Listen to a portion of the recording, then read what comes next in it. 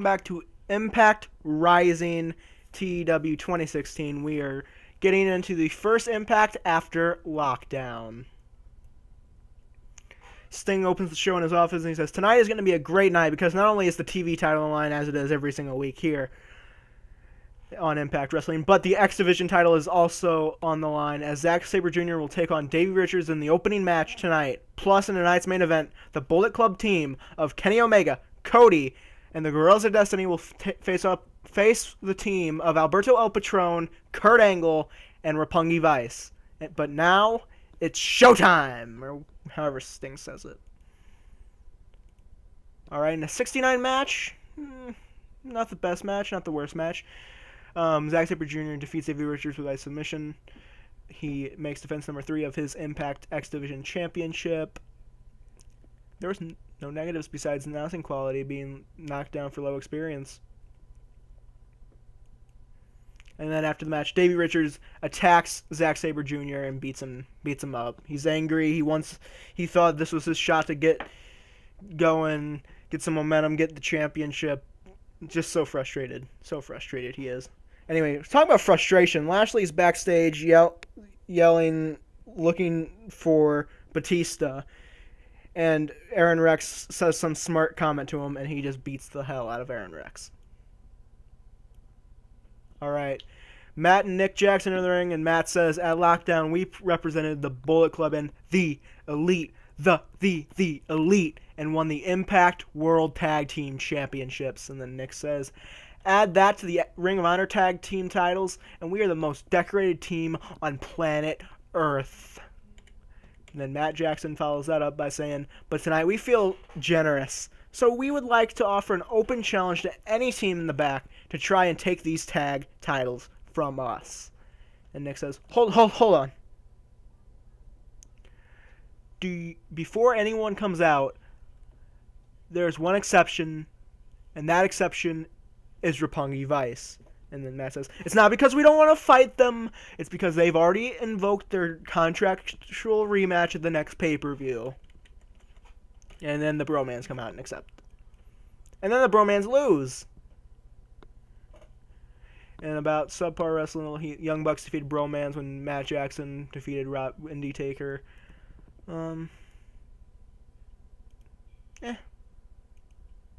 Alright, EC3 comes down to the ring.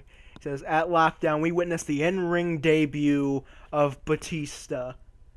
Lashley couldn't beat him, but I know I can. So I'd like to officially challenge Batista to a match tonight." Batista's music hits. He comes down to the ring and he says, "You want a match? Fine, you'll get a match. Just not tonight, kid." He leaves the ring. Then EC3 says, "What are you, afraid of me?" And Batista looks agitated. He looks like he wants to go down the ring.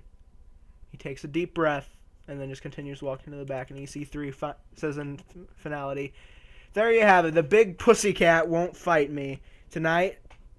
But I vow when I do face him, I'll send his happy ass back to Connecticut where he belongs." And then Gail Kim is backstage about to give an interview, and Awesome Kong beats her up. Alright, Eli Drake grabs a mic before his match, as he does every single week. He says, "Tonight, I face Eddie Edwards. And Eddie was a world champion not too long ago, which means when I beat him tonight, everyone will have to face the fact of life that I'm a world champion caliber athlete." And then he beats Eddie Edwards. And about that, Decent Wrestling didn't much later.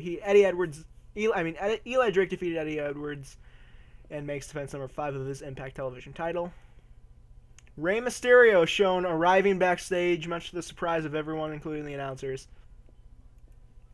And he comes out and says, "Over the past few years, I've fought all over the world, and still do, but finally, my travels have brought me here to Impact Wrestling." Then Magnus's music hits, and he comes out and gets in the ring.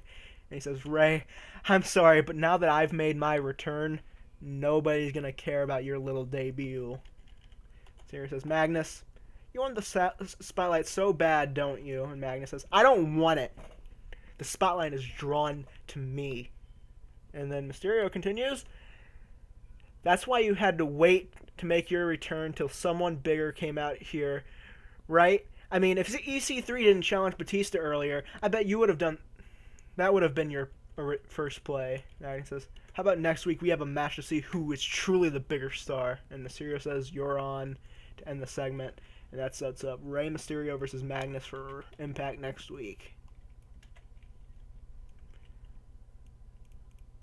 Magnus, there we go.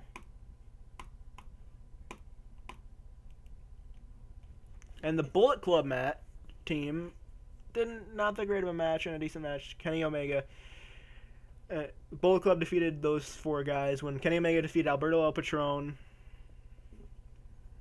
And let's just say he beat him with the one-winged angel. The match also had a lot of interference. Matt Jackson targeted Beretta. Nick Jackson targeted Rocky Romero. So they took out Roppongi Vice. Adam Cole took out Kurt Angle. And then afterwards, and then to close the show, Bullet Club celebrates in the ring. Brandy Rhodes in the ring with Cody for the first time on air. And the show got a 69. I think that's the worst or second to worst Impact show that I've done so far. I'm going to check that real fast before we end the episode.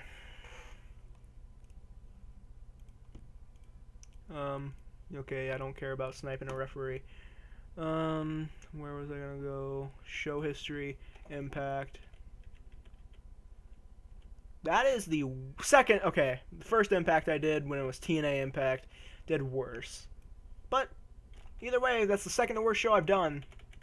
Not too happy about that. Anyway, thanks so much for watching. If you like this video, leave a like, leave a comment, subscribe. Thanks so much again. I will see you guys next time.